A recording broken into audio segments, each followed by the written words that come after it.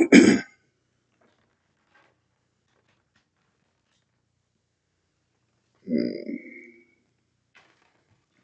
this show together.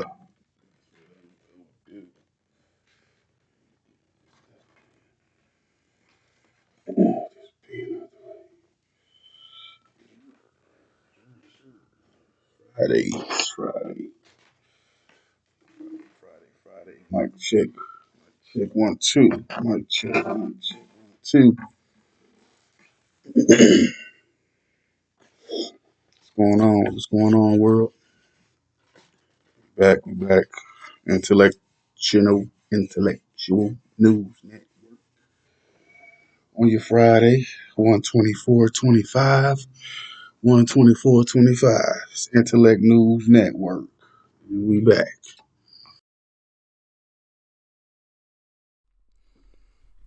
We back with Intellect News Network for your good Friday. We got the Friday rundown. I got some topics to talk about. We have a lot of things going on, since this TikTok situation has happened with the ban, and then President Trump comes in and he gives you about 75, 90 days until he can get some arrangement going, trying to see if he can get somebody in America to purchase the company, or if we can come to a deal with ByteDance. So that's where we stand right now. But I want to dig a little deeper into the TikTok situation. I want to talk more about the influence of TikTok. I want to talk about, the deaths and the murders that we've been having with TikTok. The influencers and creators that have committed suicide or have been unalive for other causes and reasons. Just talk about social media as a whole and how it take effect on some of us, and some of the damage it has done in the community, to the teens, to relationships. It's a deeper side to this situation. I have no problem with TikTok. I have no problem with the people and influencers that make their money on TikTok. I'm all about that, but I just think of these social sites as being harming to a lot of us in our mental state, and where we see ourselves in life, and a lot of children, it's adolescents. They're learning through adult lessons, but they may not be able to handle these situations, and when things come at them fast, they don't know how to adapt and adjust to them. So I don't think with social media being there, I feel like it does more harm than it does good. Basically, that's where I'm at with it. So we're going to speak about that. TikTok influencers, unalivings, and suicidal situations. So just lock in and roll with you, brother. And today, I also want to follow up on the smart city in California, the smart city project we spoke about earlier this week. I'm trying to come and bring you the content at least twice a week. Get Intellect News Network in your ear, get it relative to your minds. Hopefully it's a channel you come back to, subscribe, and just check in for the vibe, and hopefully learn something. That's what we hear. We kind of not like we like a pod talk. We're not like a podcast. We're gonna have some interviews with some of the guys and the brothers I know, and females and kings and queens out there that are like minds, and pushing great agendas, and doing things in the community. So we're definitely gonna advance into that. But right now, I just want to show you a little bit of who I am, get to learn me more, and build the network and Intellect News, and get the family in. And y'all not my subscribers, y'all my family, y'all my peoples, and we on this journey. So I want y'all to lock in, and feel free to comment, like, subscribe. That's always appreciated. But if not, just spread the word and just share it to somebody else. That's all I need. Share it, share it. So that's what we go get started. We got the TikTok rundown. We got the smart city, California. A little bit about the fires. We gonna talk about how they have 1,100 prisoners that are combating the fires in Cali. So we have 1,100 inmates that are right now currently have been working on the fires. So we're going to dig into that story as well. That's becoming more of a story. I spoke about that last week. I just touched on, what's been going on. And so we're going to give you a little brief description of a couple things, run down some topics as what we usually do. So stick in, lock in with us, and let's go.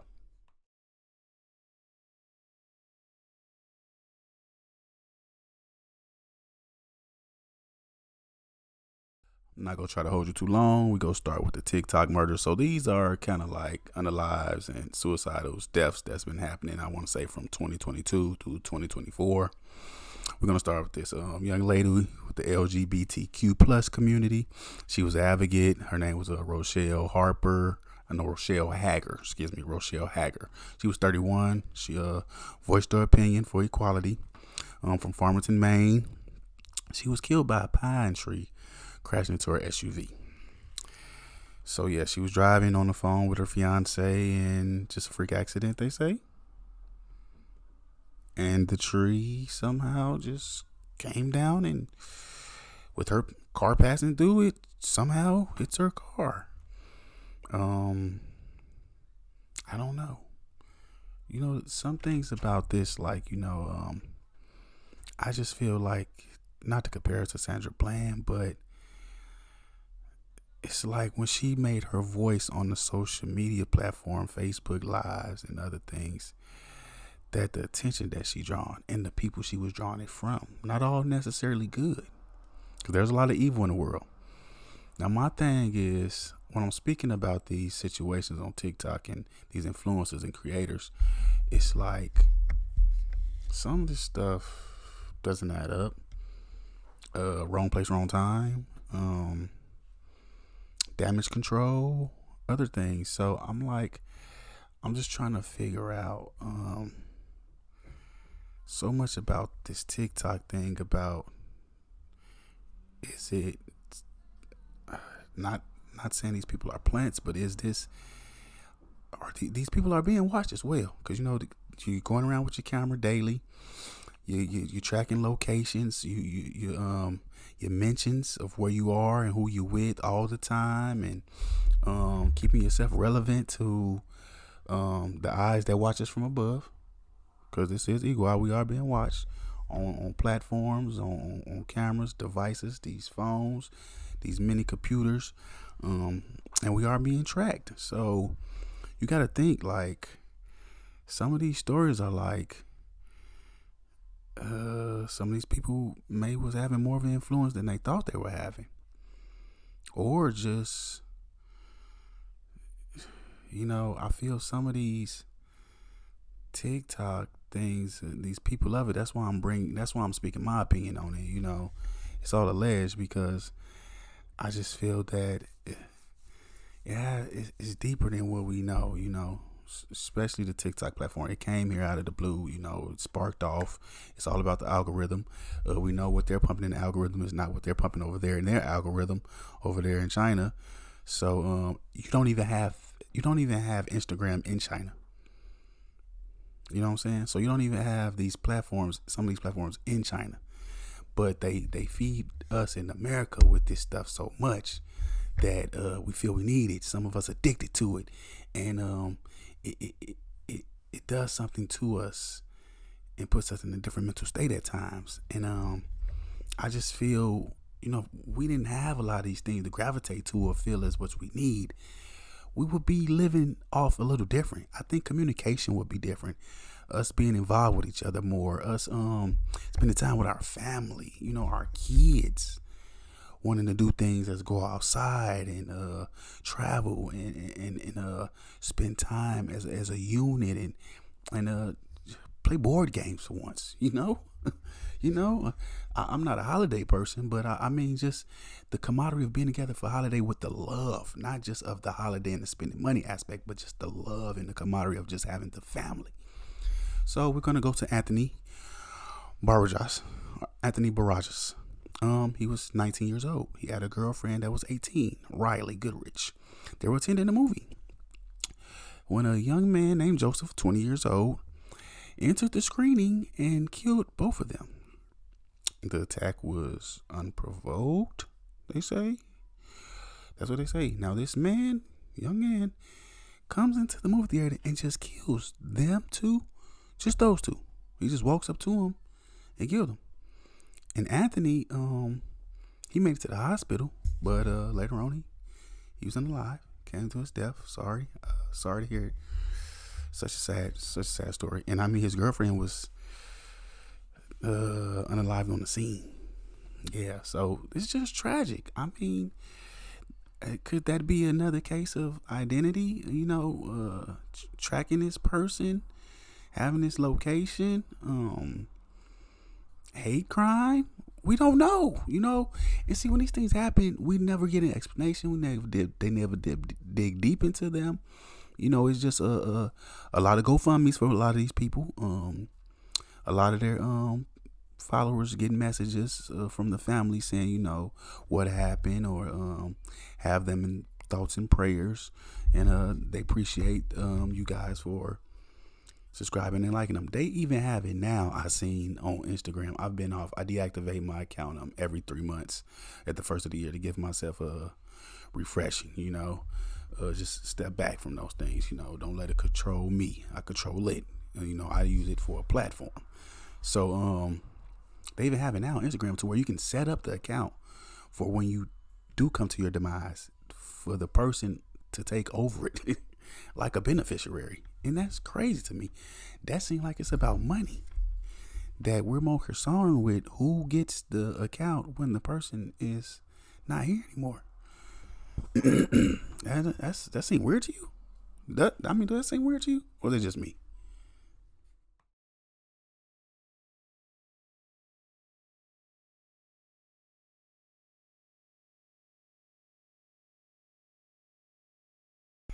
Okay, we got another person. I'm gonna run down a couple of them, so just hold tight with me, stick with me. We have Dejara Shafter. She died at 18. Her father implied that it was suicide. She had 1.7 million followers on TikTok and 210,000 on IG. Now, she battled, I guess, with self-identity and not so much that, but just self-love of herself. And she was young, she was learning herself. And I guess the pressures of dealing with society and this app and love for yourself. I'm sad to say that her life came to an end by suicide. And it's such sad. I want to pray for these people's family. And, with me talking on this, I'm just trying to bring light to the situation of what's going on with these platforms, and just take a step back and think about it before, you let your child, get involved with these apps and before you involve your child with them and bring them in, whether it's I see people now, they start accounts for their kids as their babies. Now, in my opinion, that's just crazy. That's just crazy. Ludicrous. So we're going to talk about Elaine Shaolin, 35, shot 14 times, killed in front of her daughter at a barbecue. Now, her daughter was 6 years old. She was killed for a revealing post. She made a lot of revealing posts. We all know what those mean. Not saying she's OnlyFans, but, just lower back, maybe little racy photos, half naked, showing the right curves, and she was shot and unalive by her husband, Alejandro Antonio Cantalupi. Alejandro Antonio Cantalupi. He then turned the gun on himself and fatally shot himself in the head. Now, like I said, she was 35. He shot her 14 times. 14. Now, do you hear that? That sounds like anger. And killed her in front of the daughter at a barbecue in front of the family.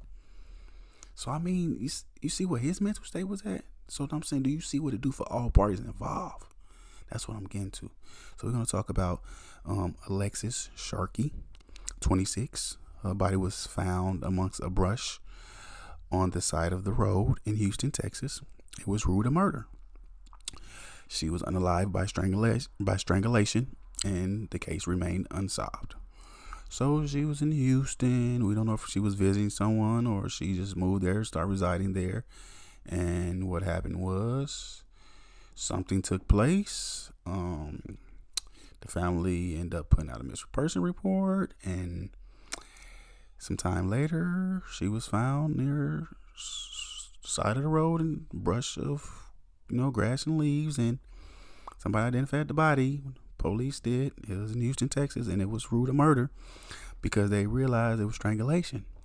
So we don't know if this was a lover, if this was a case of stalking. These things are serious. We have a Matima Miller, known as Swavey, 19, tragically died. Gunshot wound. Was gunned down in broad daylight, actually, in Delaware. So he's gunned down in broad daylight. Young person, 19. Known for dancing, TikTok dancing and making videos. Good high spirit. Matima Miller, known as Swavey, was gunned down. Senseless murder. So we don't know if that was for hate. You're more popular than me. We can do the content better than you. You never collab with us. It's all crazy. You never know when these people are on social media, and the reasons are still not justifiable. This is somebody's child, still a young man, I understand some people do this for entertainment, and it's a shame to say they get caught up in this web of these things that can happen to them. Stalkers, people that dislike you just because of your following, and maybe they're not at where you are at. So yeah, it's a shame. We're also going to talk about Black Girl Rom. Black Girl Rom was 30. Rom was at home. Her ex-husband barged in the door, attacking her in front of the family, and he then set Rom on fire. You hear this? Set her on fire. All while streaming live. Now, as you can see, there's always a lot of videos where people go live on Facebook and they want to show themselves, unaliving themselves, or doing a drive-by, which is crazy to me. You're telling the police that you're committing a crime, but these people want the masses to know. Doesn't that sound like a mental illness? So yeah, he came in. She was 30 years old, and go by Black Girl Rom, and he attacked her in front of the family, and he set her on fire all while streaming, burning 90% of her body. She was in a coma for 16 days before she tragically was unalive. She was tragically died. Ex-husband was arrested on intentional homicide. So that's what we know about that one. We have Saya Kakar, 16, India, died by suicide, tragically taking her own life. Saya Kakar was 16, lived in India, died by suicide, tragically taking her life, had a good following, was well known over there, and it's very young, 16, very young. So it's just a lot of people. I want to talk about Ethan Peters. He was a makeup tutorial guy, He was known for makeup videos, and he was 17. He passed away. He had a history of addiction, his father said. That was the contributing factor that they feel he passed due to his addiction problems. But 17 with addiction problems, and I feel he was dealing with other things deep inside himself. So yeah, that's such a shame. We had Kaylin Leon, 19, from Australia, alleged suicide. We have Gabby Petito, 22, tragic disappearance. Gabby Petito, 22, tragic disappearance. Went missing doing a cross-country trip with her fiance. The body was found unalive. Nobody knows. The boyfriend was named a person of interest. Now they was on a trip together. Something happened to her. She came up missing. The family said, hey, we don't know what's going on. We haven't seen her. We haven't heard from her. She's been missing. And I mean, they found her and she wasn't alive, and but the boyfriend was. Now, if that doesn't speak to you, like that's just suspicious to me, then I don't know what to say. But yeah, it's just crazy. I want to talk about Jennifer Sheffield. She was 30, and my husband was 40. It was murder suicide. They were going through a divorce. They also had a daughter. They were dealing with a divorce. She wanted out the marriage, and she was 30, he was 40, 10-year difference. And he ended up killing her, unaliving her, sorry, and then turning the gun and murdering himself. I guess all in the name of love. But you took two parents away from a child. That's how sad it is. Two parents. Yeah, it just gets sad, man. I'll give you a few more people, but Teron Thomas, 20, Mr. Prada. You know, he killed his therapist in his apartment, wrapped the body up in tarp, and dumped him in a ditch. It's just crazy. It's just crazy. Kyle Marissa died at 36. Believed they found some toxins in her body. We're not going to say it was OD alleged, but yeah. Kyle Marissa Roth, she died at 36 due to maybe an OD or too much drug digested to where she, her body couldn't handle it. She was a small frame woman. So yeah, you got Chris O'Donnell, died by suicide at 31. He was very, very known. You have Rena Dunlap, who I just posted a short about. Rena Dunlap, DC native, wanted to be on the Baddies. Was traveling to Cleveland. Hanged around a few of the girls from the Baddies Club. They were starting the Baddies Midwest. So she was traveling, TikToking, Instagramming, keeping up with them, showing where she's at in and out. And her body was found in an abandoned building in Cleveland, and nobody knows what happened. It's like an unsolved mystery. Nobody know how she got there. She showed a lot of her locations the day up to following, and she basically went missing. And the sisters outpouring, crying, outpouring for help to the community. They started making TikToks. It was almost a day like before they shut it down last Sunday. So she was pleading Saturday for help and anything. The mother's devastated as well. And it's just tragic. She was a young girl, aspiring to be a model and artist. So it's crazy. She went missing, and my body was found unalived in an abandoned home in Cleveland, Ohio. It's a shame. So yeah, man, I just want to shed some light on that. It's we all worried about the TikTok, man, but let's just think about the dark side of it. Let's think about that. Let's think about the families. Let's think about mental health, because mental health is something that we're all just scaving over, and a lot of our leaders are not putting a lot of attention into and funding that and figuring out how we can better the world in those spaces. But hey, I just pray for these families and these people, and I pray for the people that are watching, these children that are watching.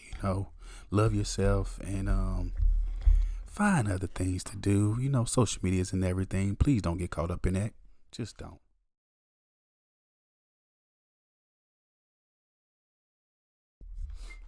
Moving on. Let's go. Next subject. Let's talk about these Cali prisoners that are helping with the fire in California. So, as I spoke of last week, okay, I'm going to give you details about it. There's 1,100 California inmates that have been working around the clock, challenging conditions, in very challenging conditions. None of them have real training, just like on the job training. They went through fire camp programs. It's like a fire camp, some just basic knowledge and tools of how to assess the situations that you're going to be dealing with. Okay, they're battling howling winds, because we know the winds is the reason why the fire is spreading, allegedly, as they say. But no one could contain the fire. We had 27,000 plus acres, and no one could contain the fire, and it's just spreading. This weekend it calls for rain, though. So let's see. This weekend calls for rain. So then now we go into the mudslides, the water, the floods taking place could happen and make things worse. But we need rain. For one, I don't see how the fires could not be contained. It feels to me that they're letting the fire spread. Now, the fires, they didn't get to LA. They're not in LA. Altadena, Pasadena, Eden, they're not in LA. Don't that make you think about something? Come on now. We know the mayor won't be in position next election. We know that. But we could point the blame everywhere. The fire department, the company that owns 60% of California's water. But yeah, we have inmates out there, prisoners, not rejuvenated citizens put back in the community. They're still prisoners and inmates fighting fires. That's how much help we need. Battling howling winds and toxic smoke. The state is one of a dozen states that operate fire camps and deploy. Listen to this word I'm going to say a lot, deploy. Don't that sound like the government deploying someone? Deploy. Deployment. So last year, Cali voters rejected last year Proposition 6, a ballot initiative to ban involuntary labor in prisons and jails. So they put a ballot together to ban involuntary labor, which they're doing now. This is involuntary labor. Okay, but it failed. They couldn't pass it. It failed. Despite having supported Democratic leaders, you had the labor union supporting it, and you had advocacy groups supporting it. But I guess we couldn't get the message out enough. Who knows? Or was there agenda behind that? I feel it was agenda behind that, which we all know. The world, we know how this world works. We as the people are not in control. It may be a democracy, but we're not in control. This is not a collective. A lot of times our voices don't get heard. No matter how loud we voice them. So yeah, that was a Proposition 6 on the ballot. It was an initiative to ban involuntary labor, and now you have these people out there. So let's get into this. The program pays prisoners up to $10.24 a day. $10.24 a day. Doesn't that strike you as odd? So these people putting their life on the line, battling toxic smoke. A lot of people, just like, God bless, I don't want to bring it up, but a lot of people in 9/11 died from battling that. A lot of firefighters end up with lung conditions, died from carcinogenic situations, carcinogenic cancers. And a lot of them weren't the same. Asthma problems, breathing problems, early deaths due to complications with breathing. So now we have these prisoners out there. Okay. But you must be mentally and physically fit. Serving less than 8 years on your sentence left. You must have 8 years less than your sentence left. Okay. Okay, those are the criteria. I get it. Now, my thing is, how I look at it on this side, I love that these brothers are getting some daylight, getting some freedom around some people, having some camaraderie, learning a trade. That's definitely a plus. But for $10.24, no insurance, and as you can see, they make sure they say it's voluntary. Because if something happens to you, you volunteered for this. Wow. Now it's been 20 incarcerated crews deployed. As we spoke, sound like the service, sound like the government deploying people. Some are working 24-hour shifts. On a 24-hour shift, they're earning from $29 to $34.24 an hour. Wow, what a jump. So these 24-hour shifts, they're making $29 to $34 an hour, a day. Excuse me, a day. This is a day. Let's stick to this, a day. Then they rest for 24 hours off. So the next day they may rest for a 24-hour period before they're sent back out there on the job. So in that 24-hour span, you make $29 to $34 a day. Now, as I spoke earlier, the program pays prisoners up to $10 per day. So I don't know if those are like 8-hour shifts, 6 hours. Your job is not more impactful as some others, but If you're out there 24 hours, you're looking at $30 to $34 a day, which is crazy to me. So they're risking their lives and their well-being. You know what I'm saying, for things that they can have prolonged damages to their body later in years that they might not find out until they're older. God willing, they make it. That this Cabanas fire has caused them. But yeah, so they make sure they call it voluntary. Due to insurance claims.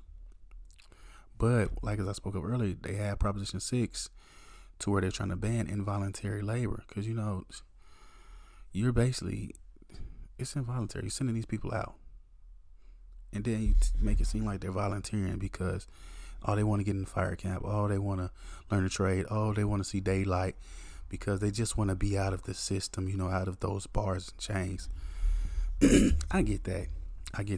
I'm all for my brothers being rejuvenated back into the community and learning trades and having opportunities. So when they do see the day of release, they're prepared to be great citizens in this world. But that's just crazy to me, man. It's crazy. My people, Intellect News Network. We go on and wrap this thing up. Are you in? Intellect News Network. We go wrap it up with the smart city conversation. So California has smart city initiatives. I think it's from 2026 to 2028. The plan is include projects to improve transportation, energy, and infrastructure. Transportation, energy, and infrastructure. Follow me. So transportation in the smart city lab, they want small scale autonomous vehicles, creating digital sidewalks. Don't ask me what that means. I'm gonna have to look into that myself. Creating digital sidewalks to support active mobility. High occupancy vehicles, ride sharing solutions. So most of this deal with what? Electric vehicles. Who's in that field? The brother Elon, Tesla. Yeah. So you have the smart city, including projects to improve transportation, energy, and infrastructure. So on the energy front, we have smart energy. Understand energy demands and prioritize reduced consumption. They want microgrids, installing microgrids on fire stations. And we have an infrastructure. Lot devices, sensors, track movement, light fixtures, and biometrics readers that collect and deliver information to servers. That's where we're going. So when we speak of the Cali Fire, I want you to think of this: smart cities. So I'm going to wrap it up. We out of here. Intellect News Network. Be sure to check us out next time. I appreciate y'all tuning in, locking in with your guy. Intellect News Network. We out here, baby. Have a good weekend. Peace.